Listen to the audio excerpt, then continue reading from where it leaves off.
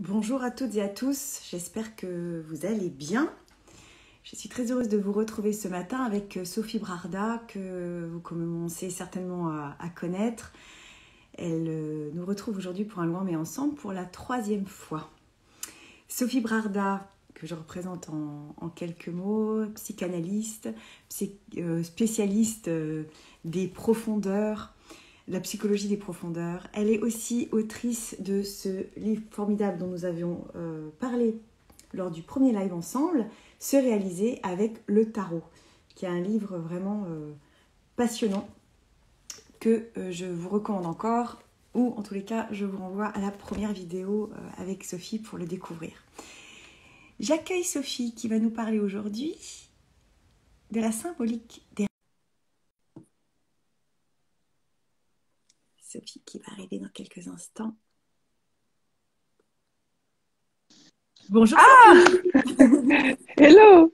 Oh, mais j'apparais très très gros.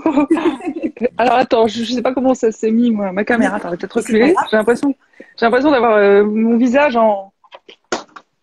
Ah, c'est pas alors, grave, attends. c'est un bonheur de voir ton visage. C'est chouette. Là, c'est mieux, non? Ah, ben, oui. comme ça, oui, on voit mieux. En effet. Ça va, Sophie? Ben, très bien. Je suis ravie d'être là avec vous tous Ouais. et de pouvoir échanger sur ce merveilleux sujet.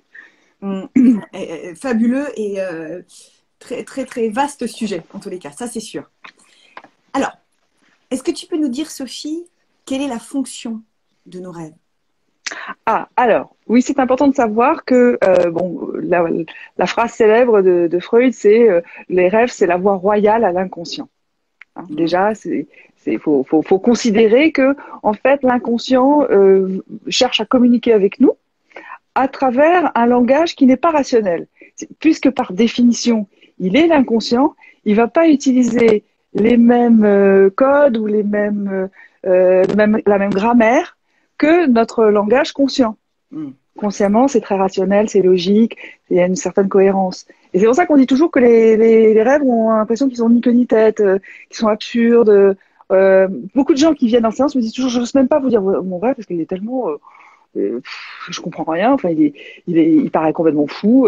Et en fait, quand on comprend le langage après, qui est un langage symbolique, un langage analogique, ben on voit qu'en fait, c'est en train de raconter quelque chose de profond, que l'inconscient, on va dire que l'âme ou le soi ou l'être profond cherche à communiquer avec la personne consciente que l'on est. Est-ce que ça va? Ah oui, oui, complètement. Ouais. Non, moi, ça me parle parfaitement. Je trouve ça justement passionnant, le côté symbolique. Maintenant, est-ce que on peut finalement analyser seul un rêve? Enfin, nos rêves. Est-ce que c'est possible? Alors, même j'espère bien qu'on y arrive. Oui, alors c'est vrai que c'est bien d'avoir un psychanalyste pour nous aiguiller au départ, surtout les gens qui sont complètement néophytes, ça c'est mieux. Mais après, on peut pas être tout le temps en séance avec son psy. On peut pas l'appeler toutes les 2 minutes pour tous les rêves que l'on fait. Donc ça, quand c'est un peu une routine, enfin c'est un peu une habitude, une manière d'appréhender ça. Après, j'espère bien qu'on s'approprie cette manière de rentrer en communication avec soi et qu'on comprenne. Alors effectivement, c'est bien de commencer avec un professionnel ou voilà, dans un cadre ou dans un stage, voilà, c'est bien. Mais après, l'idée, c'est aussi que ça devienne, oui, une manière d'aborder l'existence. Tout simplement. Par exemple, ça me fait penser à ça. Par exemple, si on a ce fameux bouquin-là, je pense que tu le connais, c'est l'encyclopédie des symboles, qui est un pavé, qui est un bon gros pavé. J'aime pas. Alors pourquoi? Oui, alors c'est ce que je voulais te demander. Est-ce que c'est utile? Est-ce que c'est pas utile? Est-ce que alors après je vais pas dire. Alors, attendez, c'est vrai que je suis un petit peu catégorique. Alors non, c'est utile quand même. C'est pas mauvais en soi-même. Ce que je n'aime pas, surtout les gens qui me disent, je suis allée voir sur internet, il y a beaucoup de dictionnaires en ligne sur les rêves, sur la symbolique de tout, hein, les objets, les personnages. Donc tu en as plein de dictionnaires. Je trouve que ça devient trop. Si tu veux, ce que dit alors bon, moi, mon maître à penser aussi, c'est pas que Jung, c'était son assistante, c'est une femme qui s'appelait Marie-Louise von Franz. Et elle a beaucoup enseigné, elle a écrit beaucoup de livres. Alors j'ai cherché, tu m'as demandé, mais j'ai pas trouvé Si, il y a un livre qu'elle a écrit spécial pour les psychothérapeutes. Ouais. Alors, elle parle un peu des rêves, mais elle a pas fait vraiment un séminaire sur les rêves. Elle a fait des livres sur les rêves, hein. Ouais. C'est Mais Elena dans les von Franz. Marie, alors Marie. Marie-Louise Marie-Louise. von N'importe quoi. Franz. Pourquoi Marie-Elena? N'importe quoi. Von Franz. Et Franz, t'écris Ouais. ça comment? Ben, comme le prénom Franz. Franz, hein. Franz. Ah. Voilà, Franz. Ah, so. Bah, d'origine Ok. allemande, hein. Mm. Elle parlait très bien français, et elle a fait des enseignements en français. Elle est morte dans les années 95-97, je ne Ah, sais plus d'accord. exactement. Ouais. Ok. Donc, si tu veux, elle a été les 10 dernières années l'assistante de Jung, Oui. et ensuite, elle a continué. Je trouve qu'elle a modernisé, si tu veux, elle était dans un discours plus contemporain. Il faut que tu penses que Jung, lui, c'est les années 1910, hein. C'est pour Donc, ça. voilà. C'est pour ça que Après, voilà. Alors, moi, je vous ai préparé ce livre de Jung sur l'interprétation des rêves, qui est un petit peu un condensé de ses séminaires, où parce que c'est plus intéressant de lire des rapports de séminaires ou d'enseignement, parce que là, on voit un peu plus la méthodologie. Alors que les livres, ça explique plus la théorie. Alors, donc voilà, pour en revenir à ton dictionnaire, c'est bien, mais le problème, c'est qu'après, les gens font un espèce de bout à bout de tout ce qu'ils ont lu, la symbolique de telle chose, et ça fait, on comprend pas. Et Marius von Franz, elle dit, ce qui est important, c'est l'action. Parce que les gens sont focalisés sur, par exemple, ils ont vu un symbole, un personnage, et puis ils sont là, fascinés par ce personnage, à me dire qu'est-ce qu'il vit. Mais j'ai dit, mais regardez plutôt ce qu'il fait ou ce qu'il ne fait pas par rapport à une certaine suite logique de ce qui est induit dans le message du rêve. Alors, par contre, il y a quand même un dictionnaire que j'aime bien. Enfin, c'est pas vraiment un dictionnaire d'ailleurs. Un lien, ok. Alors, il y a l'action dans le rêve, et il y a aussi sûrement un lien avec ce qu'on vit. Ah oui, non mais alors attends, c'est complètement. Alors, oui, non, ça, on y va. Même ça parle des gens que l'on côtoie, des situations que l'on vit. C'est complètement en lien avec notre histoire. Mais si tu veux, quand les gens, par exemple, nous disent j'ai rêvé d'un ouragan. Bon, encore ça, c'est facile. Un truc plus simple, d'un animal. Hein, je sais pas. Ils sont allés voir sur Internet et des fois, ça fait un peu. Ça tombe à plat, si tu veux. Et puis ils disent, je vois pas rapport avec moi. Oui, la symbolique n'est pas fausse, hein, la description n'est pas fausse. Mais il faudrait être plus rodé, un peu comme. Enfin, c'est pas pour dire pour moi, mais un peu quelqu'un comme moi qui depuis longtemps étudie la symbolique, travaille avec et donc va se servir de l'essence du symbole. Mais là, ça fait un peu, c'est comme si tu essaies de parler une langue que tu connais pas, tu vas en Chine, tu prends un dictionnaire franco-chinois, je suis désolée, les Chinois vont pas te comprendre si tu fais des traductions mot à mot de tes phrases, ils vont se dire qu'est-ce qu'elle raconte, hein. Bon, ben c'est un peu pareil. Alors il y a un livre par contre que j'aime beaucoup parce que justement il ne rentre pas dans ce côté mode d'emploi, je dirais, et qui est fait par un institut de Jungien, qui est vraiment le livre officiel, et qui a ce côté, et qui a ce côté, comment dire, qui invite vraiment à la réflexion et à ce côté très, qui est vraiment Jungien, qui est la spiritualité, les archétypes, en fait. Hein. Alors voilà, c'est ce livre-là. Il est magnifique. C'est très, très beau livre. Alors oui, effectivement. Ça, c'est bien. Noël approche, il vous le faire offrir. Hein, il n'est pas très cher, il est dans les 35 €. Enfin, mais il a des illustrations magnifiques. Ah oui, c'est vrai que j'ai mis des feuilles de ginkgo, elles tombent. Je suis allée au parc de Montlévrier, donc je les ai mis dedans pour les. Mais alors, c'est vrai qu'il y a des illustrations superbes. Oui. Et même moi, je l'utilise en séance parce que c'est très, très riche et ça vient éclairer. Voilà. Mais ce qui est très important dans un rêve, c'est de voir l'action qui s'y passe. Qu'est-ce qui se passe Ensuite, quel est le message derrière après, en conscience, sur la partie conscience, une fois qu'on prend conscience du rêve, qu'est-ce qu'on peut en tirer? Qu'est-ce qu'on peut en tirer ouais, alors il faut voir que le rêve traite à la fois le passé, donc souvent il nous rappelle ou il nous remet par rapport à quelque chose d'un vécu qui n'est pas compris, qui n'est pas pour moi qui n'est pas traité. Alors c'est pour ça que des fois on a des rêves.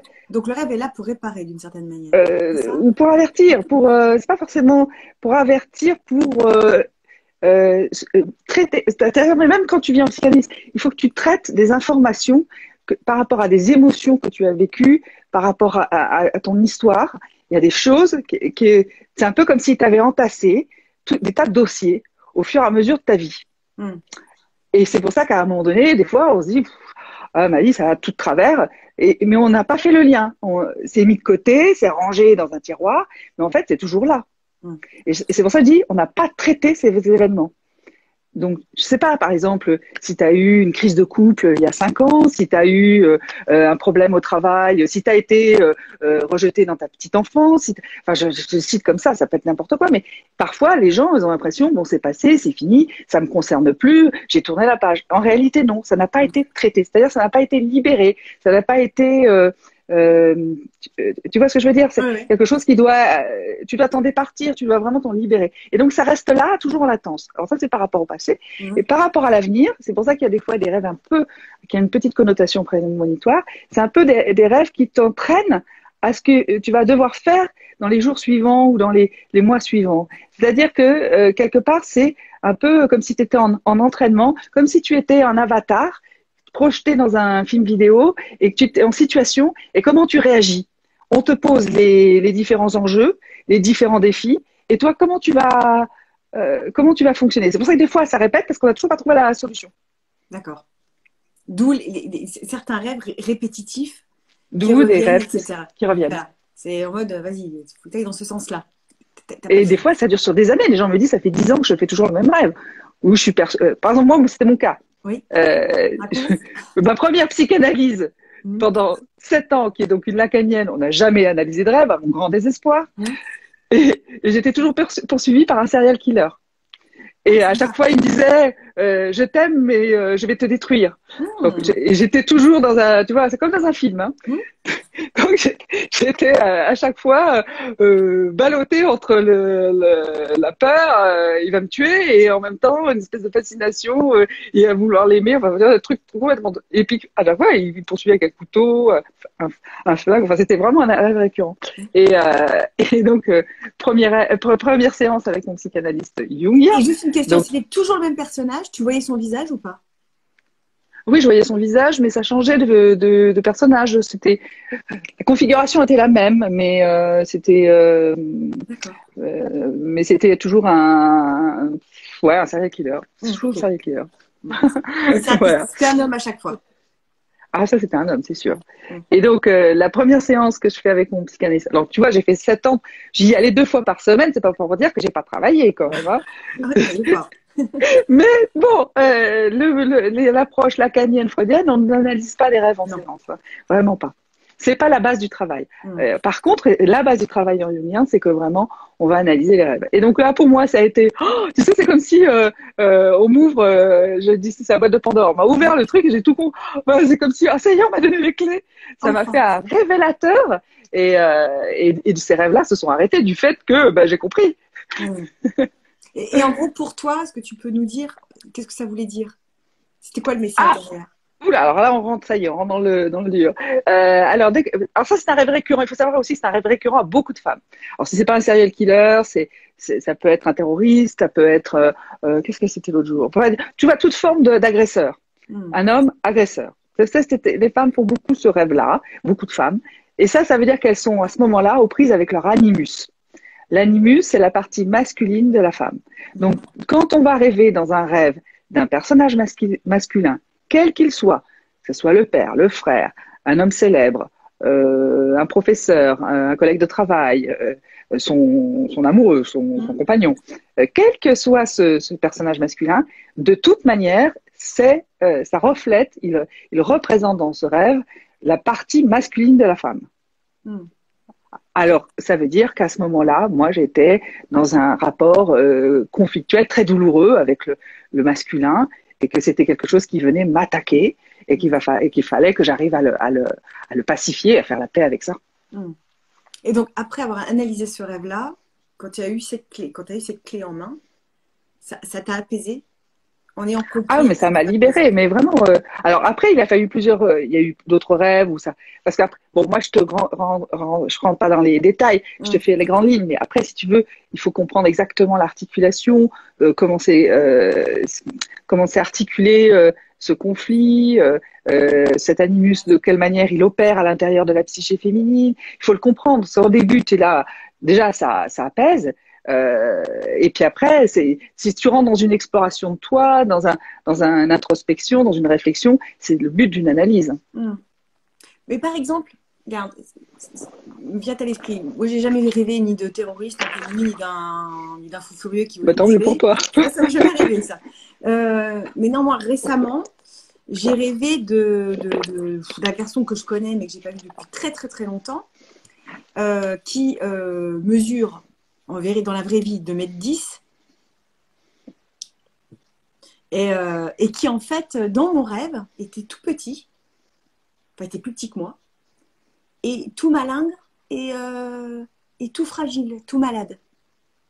Bon, alors. Malade, tu dirais malade aussi? Oui, parce que bon, en plus, dans la vraie vie, il a un cancer, etc. Bon, peu importe. Mais, dans la vraie vie, il a un cancer aussi. Ouais. D'accord, ok. Mais voilà, mais là, il faisait vraiment waouh. Et du coup, donc là, symboliquement, ça veut dire quoi? Et là, j'étais vraiment dans le oh là, bah, je vais m'occuper de toi, je vais. Alors que.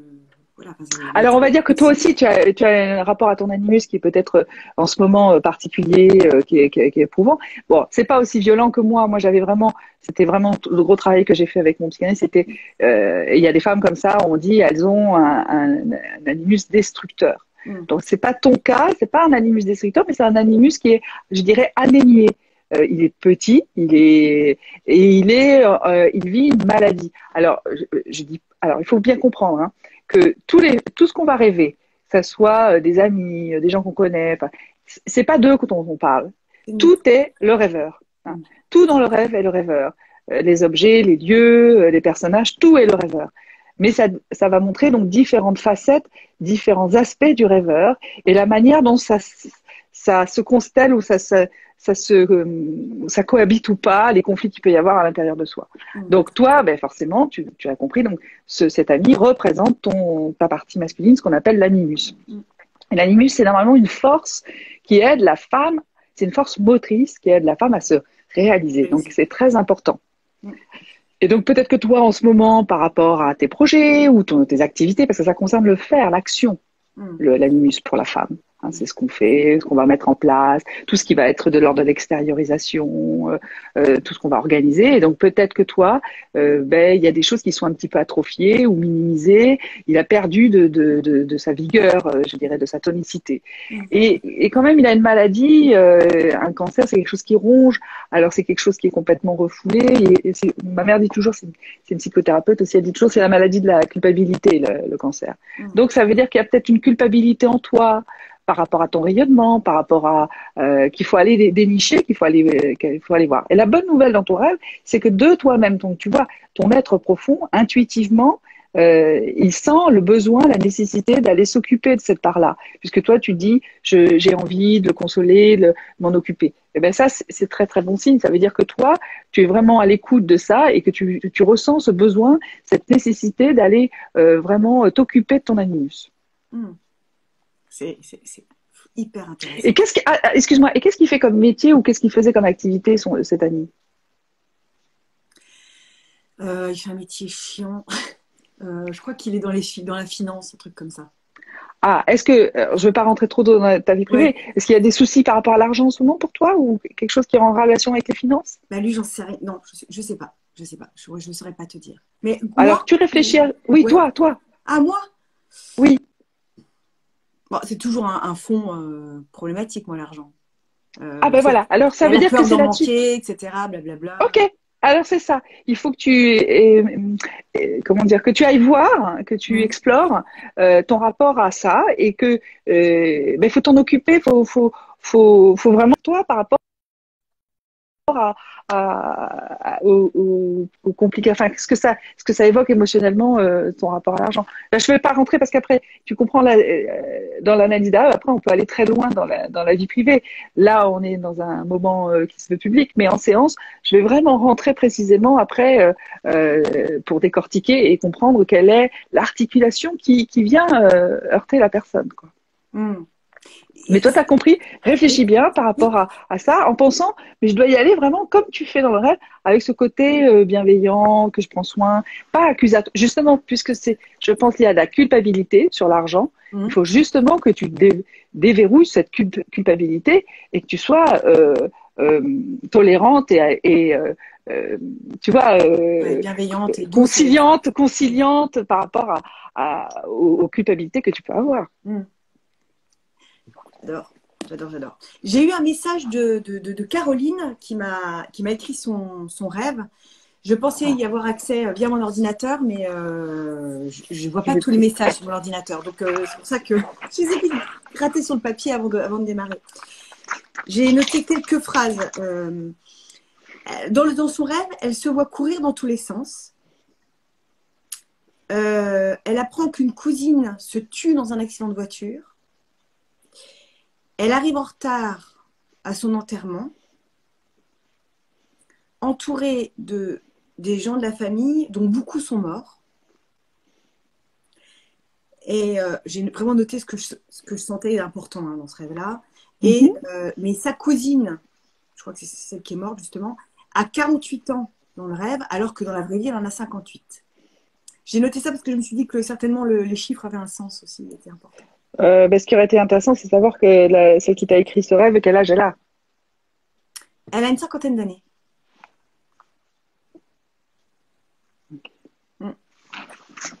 Mm. Ok. Et ça finit comme ça. Oui, Tu vois, je demande toujours la fin parce que c'est comme ça qu'on voit un déroulement. c'est dommage qu'elle soit pas là.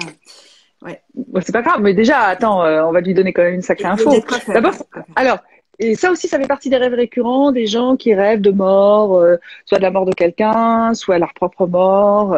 Moi, ça m'est arrivé tout récemment d'ailleurs.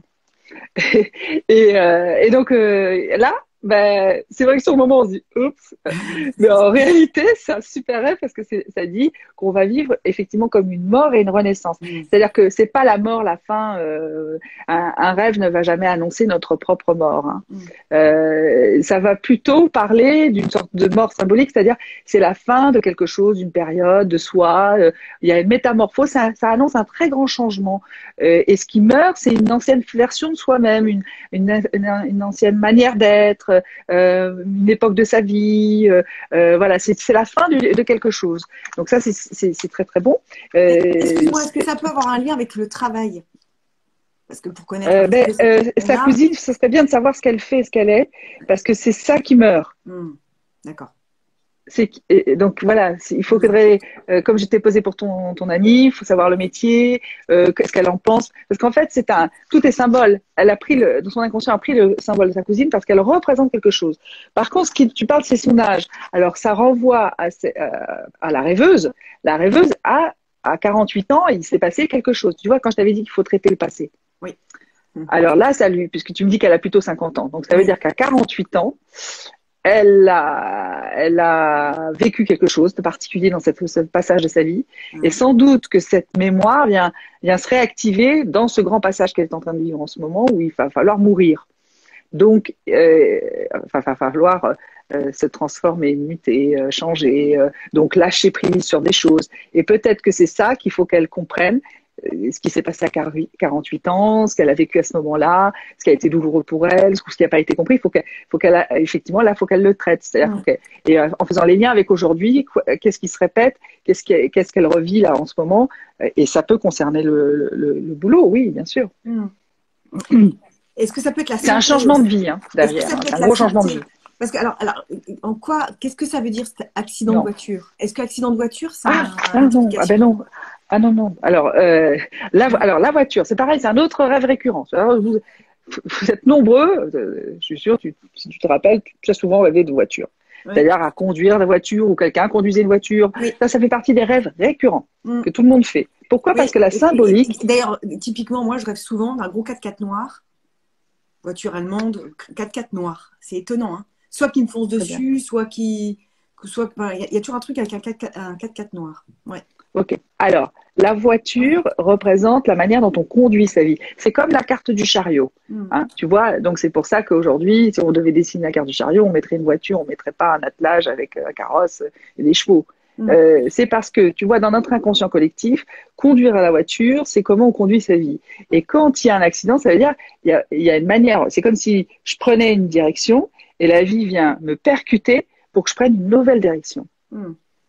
Voilà. Et donc là, c'est pour ça que je dis, oui, ça peut on peut considérer que ça parle d'une réorientation professionnelle.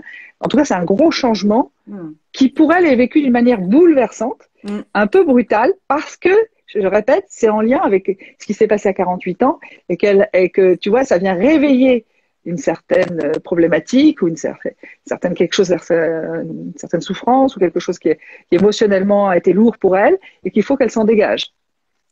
Et je pense savoir, puisque 48 ans, ça correspondrait à peu près à la date anniversaire, j'espère ne pas me tromper, où elle a eu un cancer.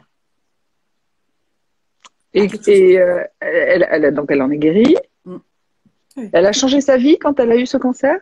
Est-ce qu'elle a pris des de carrière professionnelle. Okay. Alors il faut qu'elle comprenne pourquoi elle a eu ce cancer. Mais tu parles de culpabilité. Il y a une culpabilité là-dessous. Alors, quand on a un cancer, c'est souvent une maladie de culpabilité. Après, là où il est situé, ben là, on va rentrer plus profondément dans ce que ça vient raconter. Si c'est un cancer du sein, eh bien, c'est le rôle de mère, ou c'est par rapport à ma mère. Alors justement, le droit, le gauche, le droit, c'est la mère. Pardon, le droit, c'est le père, le gauche, c'est la mère. Si c'est les pieds, enfin je sais pas, je dis n'importe quoi, mais ça va être le pas que je vais faire dans ma vie. Peu importe où est situé ton cancer, c'est les poumons, c'est mon désir de vivre. Si c'est le cœur, c'est l'amour. Tu vois, bon là je simplifie un peu, mais après quand tu rentres tu décodes plus précisément, tu t'aperçois qu'effectivement une maladie, corporellement, tu signifies une problématique émotionnelle qui s'est cristallisée dans le corps en fait. Et le corps, il est comme s'il était venu te secouer, te chercher dans le fin fond de tes tripes pour que tu réagisses et que tu réalises quelque chose qui est important, qui est vital pour toi. Et c'est ça qu'elle doit comprendre à travers cette maladie qu'elle a eue.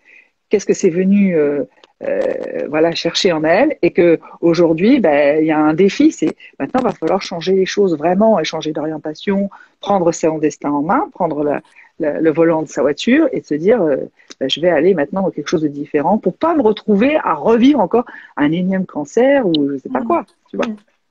Et donc par exemple si on rêve qu'une voiture nous fonce dessus, alors c'est pareil, hein, c'est un changement, hein, mais le fait que ça vient un peu percuter, ça veut dire que le destin sur les événements vont venir, donc ça c'est par rapport à ton rêve des 4x4, hein, je suppose, tu veux dire, oui.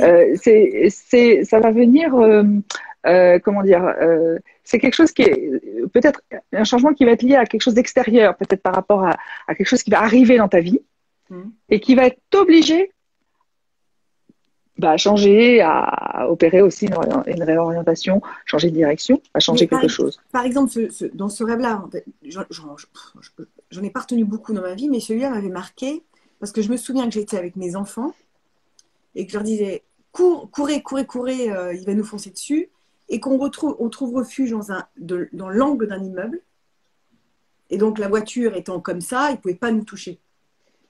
C'est-à-dire que je me disais, en fait, il ne peut pas nous percuter avec le 4x4 puisqu'on est finalement en sécurité dans l'angle de l'immeuble.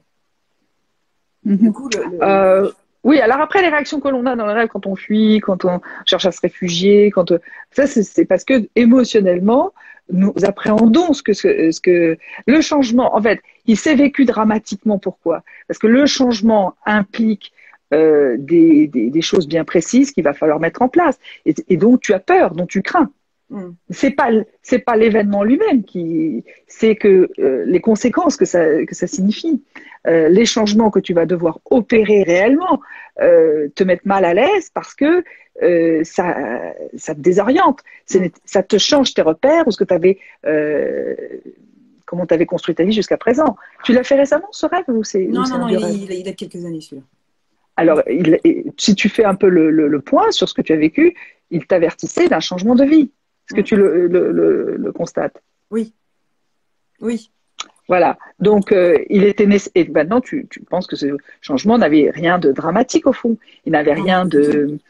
Au Ben contraire. voilà. Mais souvent, même moi, par exemple, le rêve que j'ai fait, c'est un tsunami enfin, un double tsunami qui est arrivé. Et donc, on va se dire, waouh, Mm. voilà. Parce que ça veut dire que nous, on aborde cet événement avec une appréhension forte. Mm. On est complètement déstabilisé.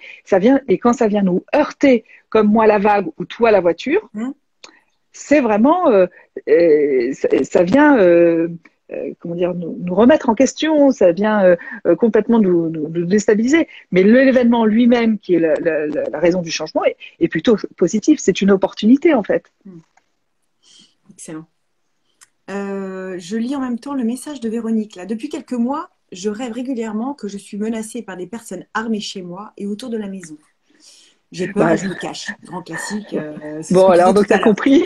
Bon, Mm. alors, cette personne est aux prises avec son animus, donc la partie masculine, et elle est un peu comme moi. Alors, bienvenue au club.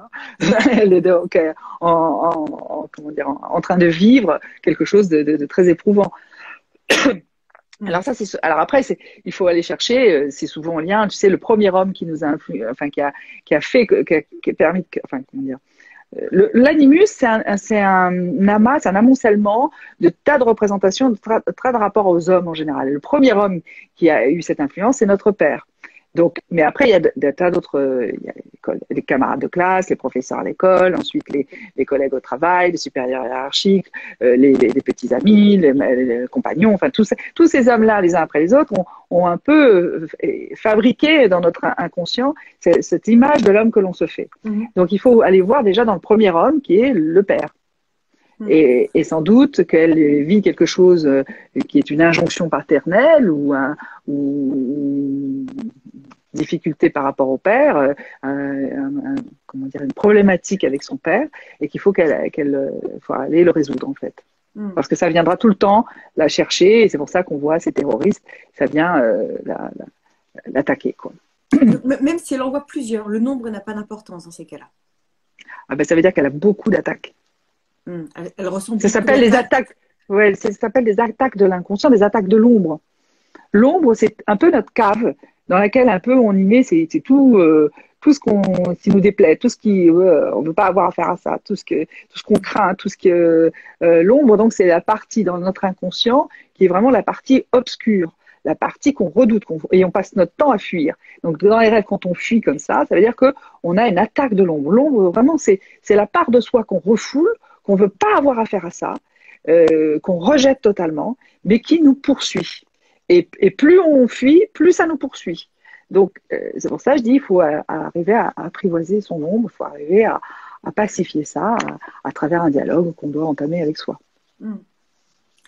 Alors, j'ai un autre rêve aussi que j'ai noté d'une autre dame, de Carole, qui m'a écrit pour me... Et pareil, je pensais y avoir accès là pendant le live, mais en fait non, donc je vais vite recopier les grandes lignes. Elle arrive apparemment à un dîner de famille. Et alors, ce que j'ai pas compris, c'est que soit la table est ronde dans son rêve, alors que dans la réalité, elle est rectangulaire, ou inversement. Donc, il y a une forme de table qui est différente. Elle dit qu'il n'y a pas de place pour elle. Je n'ai pas de place pour moi. Elle essaie de s'installer à côté d'Eric. Alors, Eric, c'est son ancien compagnon, son mari, avec qui elle s'est séparée, et enfin, il est décédé après. Il est mort il y a quelques années maintenant. Donc elle essaie de s'installer à côté d'Eric. Ensuite, ils repartent tous dans un van. Donc, effectivement, on reprend ce que tu disais, c'est marrant parce que tout un... et c'est sa nièce de 15 ans qui conduit. Et derrière, ce qu'elle trouve troublant, enfin ce qu'elle dit, ce qui est à la fois heurtant pour elle, c'est qu'il n'y a pas de place pour elle dans la famille d'Eric, justement, de son ancien mari qui est décédé aujourd'hui. Et donc, elle repart avec sa famille à elle. C'est très, très résumé parce que j'ai... Ouais, mais bon, tu vois, tu commences un peu à comprendre. Ouais. Alors, quand on rêve d'un dîner, ça aussi, ça fait partie des rêves récurrents. Ah. D'ailleurs, tu parles de table, est-ce qu'elle est ronde ou est carrée? Si tu dis la table ronde, tu comprends tout de suite. Il y a ce côté, on va se mettre en communication à un repas. Le repas, tu vois l'expression dire se mettre à table, hein, ou mettre carte sur table. Oui. Tu vois cette expression? Ben, ça veut dire que là, pour cette personne, elle a besoin de dire des choses, elle a besoin de verbaliser, d'exprimer, de dire oralement, voilà, moi ce que je vis, moi ce que je ressens. Elle a besoin de ça en ce moment. Elle a besoin tu vois, d'exprimer oralement, de le dire, de le manifester, que ça soit avec sa famille, parce que ça concerne la famille quand même, puisque tu parles de repas de famille, hein. Donc je pense que c'est par rapport à sa famille, par rapport à ses proches en tout cas. Et elle a besoin de leur dire, de leur signifier clairement, moi j'en suis là et j'ai besoin de dire ça, elle a besoin tu vois, de libérer sa parole. Ça c'est très important quand on rêve de repas. Ensuite, il y a cette histoire de trouver sa place. Alors, et tu dis, ça correspond un peu à sa vie. Alors là où on lui dit, ben oui, elle veut trouver la place auprès d'un mort. Et tu vois, j'ai dit, la mort, ça veut dire c'est la mort de quelque chose pour autre chose. Donc on lui dit que dans sa vie, il faut qu'elle arrête d'essayer de se replacer dans quelque chose qui est obsolète, qui est dans le passé. Elle voudrait peut-être retrouver une situation ou un état ou une façon d'être, ou une façon de vivre, ou des choses, mais qui sont finies, qui sont d'un autre temps. Et qu'il faut qu'elle tourne la page. C'est pour ça qu'elle n'arrive pas à trouver sa place. Donc, il faut qu'elle envisage de prendre une nouvelle place. Et cette nouvelle place, c'est qui est très intéressant, c'est la jeune fille de 15 ans. La jeune fille de 15 ans, c'est elle à 15 ans. Oui, c'est ce que je me suis dit. Donc, voilà. C'est donc, elle, quand elle avait 15 ans, elle portait des rêves, des aspirations, des intérêts, des choses. Et voilà, elle avait une dynamique particulière, une énergie particulière, qui a besoin de reprendre le volant.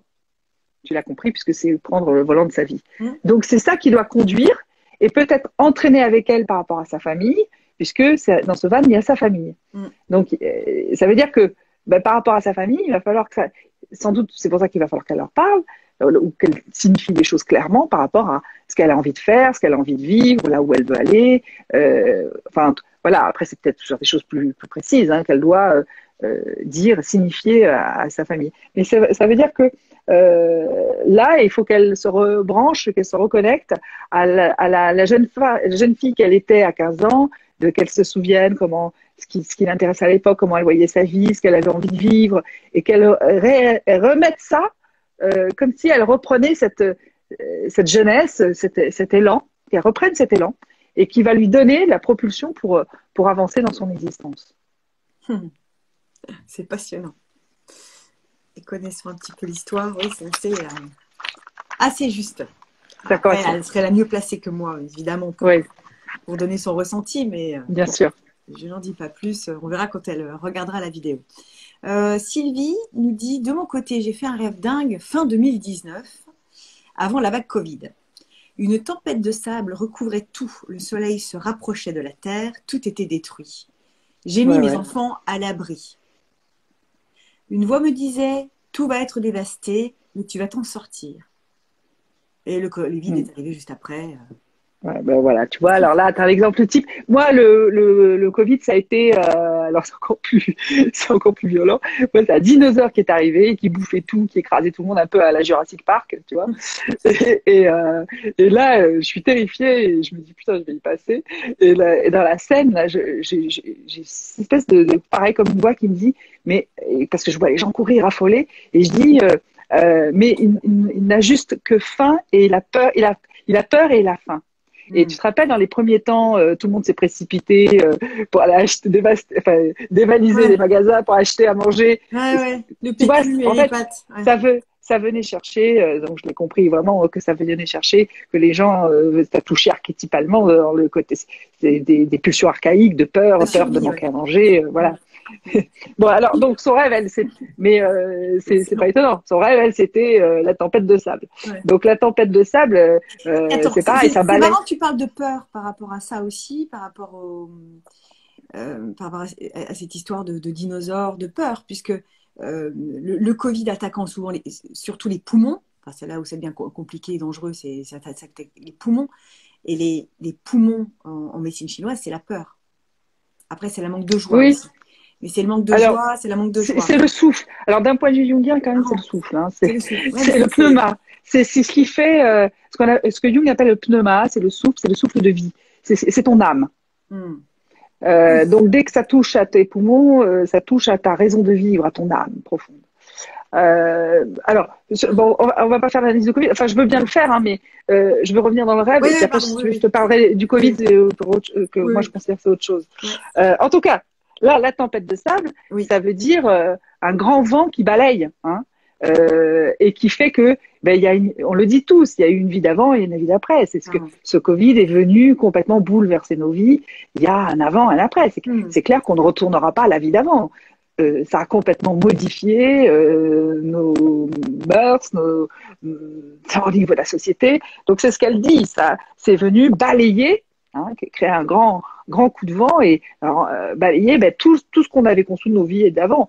Mais le rêve l'avertissait, mais c'est pas grave, tu verras, tu t'en sortiras, malgré ce grand chambardement, tu seras à l'abri. Donc, le rêve venait la rassurer. Donc, tu vois, ça, c'est des rêves typiques, quand je dis qu'ils ont un côté un peu prémonitoire, qui l'avertit pour le futur. On la met déjà en situation, tu vas vivre un grand bouleversement qui va être général. Hein. Mm. Les tempêtes de sable aussi, ça Bah peut oui. montrer ça, hein, ce côté qui concerne un peu tout le monde. Hein. Donc ça vient balayer tout le monde. Donc, mais elle était avertie que ça se passerait bien pour elle. Comme quoi? Et comme moi, j'étais avertie que les gens allaient être dans des réflexes de survie. Alors, moi, Ouais, je suis c'est vrai. thérapeute, donc c'est vrai que ça venait me chercher sur la manière, parce que je parlais aux gens, dans la manière dont j'allais aider les personnes autour de moi, Mm. de les rassurer que, surtout les dinosaures, ça touche à vraiment des peurs séculaires complètement viscérales qu'on peut pas raisonner. Hein, donc ça venait chercher ça. Mm. Et tu sais, le rêve dont je t'avais parlé par message Ah oui, vocal, je sais alors pas j'ai un si tu te peu souviens. oublié, oui, oui. Tu sais, je t'avais dit, c'était, mais il avait été saisissant ce rêve-là.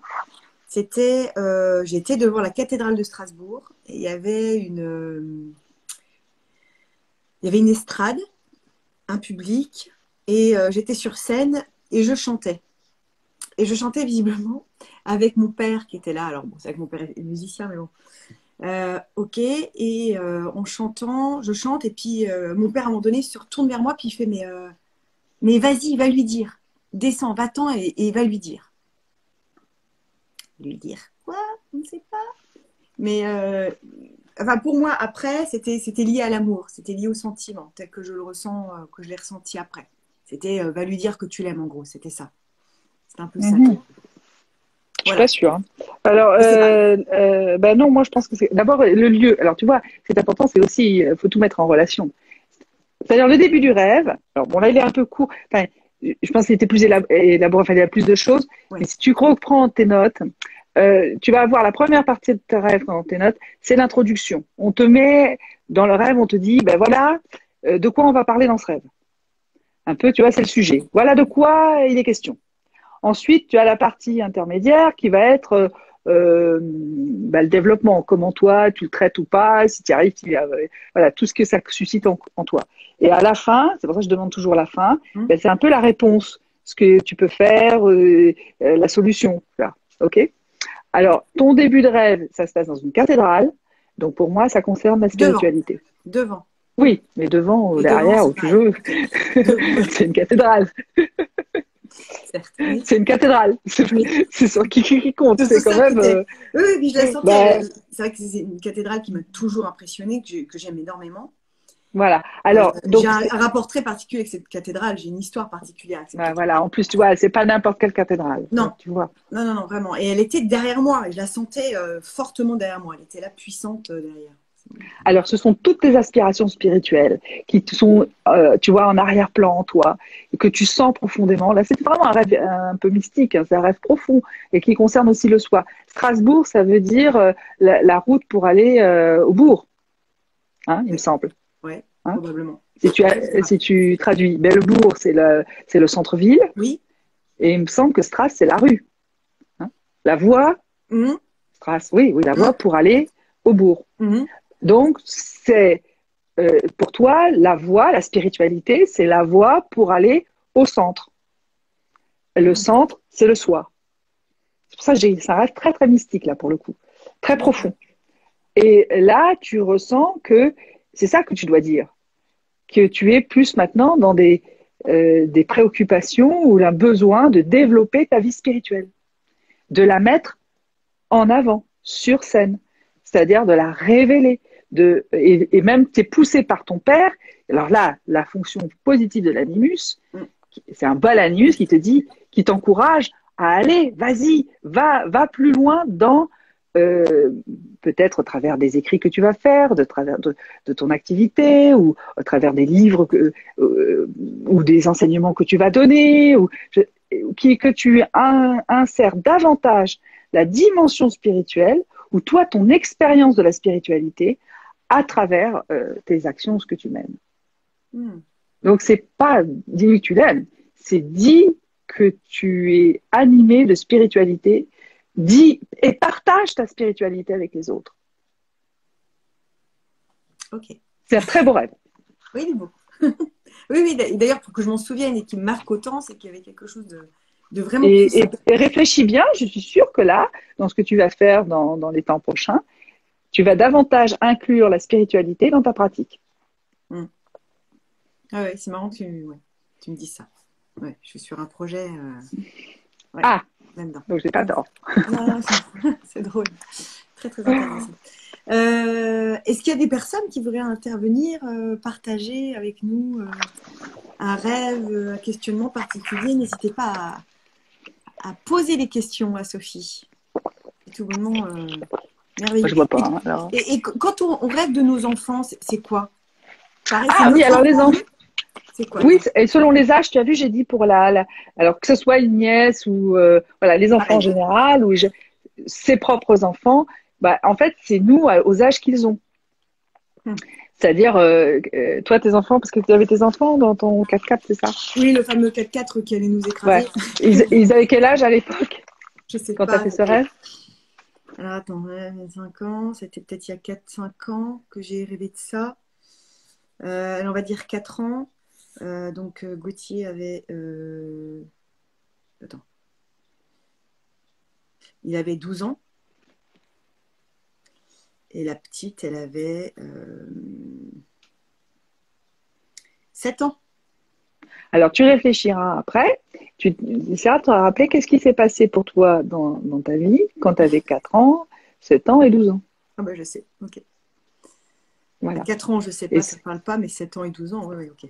Ah oui, bon, bah alors tu vois. Bah déjà, tu as le lien et tu sais que le fait que dans ce 4x4, tu disais il y avait une réorientation de vie, bah, ça venait t'aider à traiter, en tout cas, cette période-là, ce que ça représentait pour toi dans ta vie à ce moment-là. Donc Sylvie, tout à l'heure, son rêve, quand elle rêve qu'il y a une tempête de sable, etc., qui va les emporter, quand elle se pose la question de savoir, de voir quel âge ont ses enfants au moment de son rêve, et d'analyser par rapport à elle. Alors là, je ne dirais pas que tu avais pareil, excuse-moi. Hein. Je dirais pas, parce qu'elle dit je mets les enfants à l'abri. Là, ici, je dirais c'est aussi les enfants, c'est-à-dire les projets qu'elle a. Tu vois, c'est bébé à elle. Tu vois, pas que ses vrais enfants de chair, mais ses enfants de ce qu'elle veut produire comme projet. Et peut-être que ce qui lui faisait peur, enfin, ce qui risquait de menacer à travers les événements du Covid, c'est peut-être que ça allait bouleverser des projets ou des objectifs qu'elle avait mis en place, des actions qu'elle voulait faire, et que ses enfants, eh ben, on lui disait, t'inquiète pas, ça viendra pas, tu pourras les mettre à l'abri. Je sais pas si, tu vois, qui concerne par rapport à ses activités, ce qu'elle voulait faire. Peut-être que c'est venu bouleverser comme nous tous, mais ça lui a dit finalement, t'inquiète pas, voilà, c'est pas le cas des gens. Le Covid, c'est vraiment venu ça a été des arrêts de carrière, des choses qui se sont finies. Hein. Elle, le rêve lui dit que non, que ça reste possible. D'accord. Alors, il y a une question très intéressante que merci beaucoup Sylvie de la poser. Des rêves érotiques Que disent de Ah nous non, les... non, oui, si. Alors pareil, des grands rêves récurrents. Alors ça fait pareil. Alors non, au contraire, c'est hyper intéressant. Ah, Alors, puis surtout, alors les gens, ils sont terrifiés, ils me disent, oh, je vous dis même pas avec qui je faisais l'amour et tout, parce ils ont honte parce qu'ils prennent ça un peu au premier degré. Mais pour moi, vraiment, je considère que, parce que des fois, ils vont me dire, c'est incestueux, j'ai rêvé que je faisais l'amour avec mon frère. Mais quand on sait que tous les personnages masculins, c'est nous. quand on est une femme, c'est notre animus, Oui. c'est plutôt bien quand on fait l'amour avec un homme, quel qu'il soit. Mm. Ça veut dire qu'on est dans une relation, ça y est, on est en train d'opérer une alchimie productive avec sa part masculine et qui fait qu'on rentre complètement en union, on est en alliance et ça va générer, c'est pour ça que c'est érotique, parce que pour Jung, la libido, c'est à la fois le désir sexuel, mais aussi et surtout, c'est la créativité, c'est l'élan vital, c'est la manière dont on va se réaliser avec cette montée spirituelle.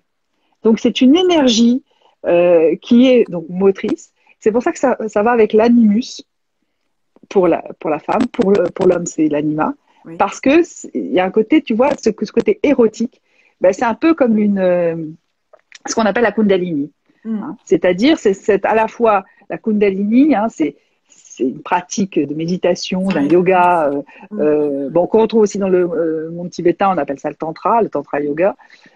C'est à partir, alors là on voit pas trop, mais je montre, c'est à partir des 2 premiers chakras, il y a vraiment une montée spirituelle, un réchauffement, le désir qui monte et on visualise à travers des méditations, à travers une pratique. Ben, ce désir s'enroule autour de la colonne vertébrale, va monter jusque ici le dernier chakra pour créer une espèce d'ouverture de conscience.